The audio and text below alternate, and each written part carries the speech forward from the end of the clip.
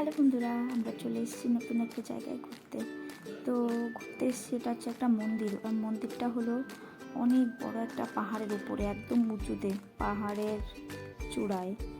তো যাই হোক, সেখানে উঠবো, তার জন্য সবাই রওনা দিয়েছে। আর এই যে ইনি আমাদের ছোট্ট পিসা, তার বাবা জেঠুর সঙ্গে উঠছে আর সিঁড়িতে প্রণাম করছে। তো চলো যাই হোক। আর এই যে আমাদের পিসা রানী, ওনার ফটো তুলতে খুবই অ্যালার্জি। জানি না কি মনে হয়েছে, আজকে ফটো তুলতে দিচ্ছে। সবার ভাগ্য ভালো, তাই ফটোটা তুলছে। সেলিব্রিটি মানুষ কাউকে ফটো তুলতে দেয় না। তো যাই হোক, এবার চললাম সিঁড়ি দিয়ে আমরা ওপরে। আর এই যে এদের এখনও সেলফি তোলাই হচ্ছে না। এই যে বাদরগুলো দেখছো, বাদরগুলো তো এখানে দেখে মনে হচ্ছে খুবই ভালো, কিন্তু ভীষণই বাদরের বাদরামের কোনো শেষ নেই।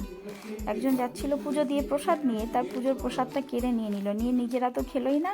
তারপর এই যে নিজেরা দেখো কী করছে, একটু প্রসাদ নিজেরাও খেলো না, আর লোকটাকেও নিয়ে যেতে দিল না।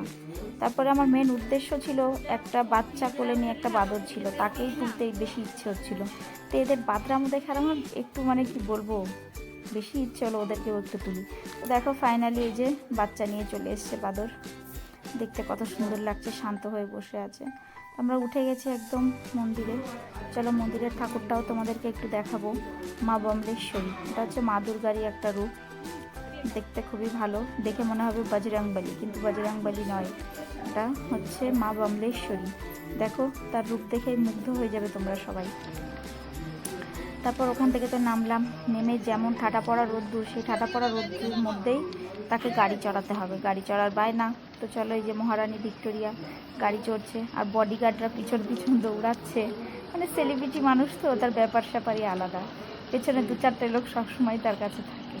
তো দেখো গাড়ি চলছে, বেশ মজায় আছে। যে বডিগার্ড দৌড়াচ্ছে পেছন পেছন, দেখো কেমন লাগে।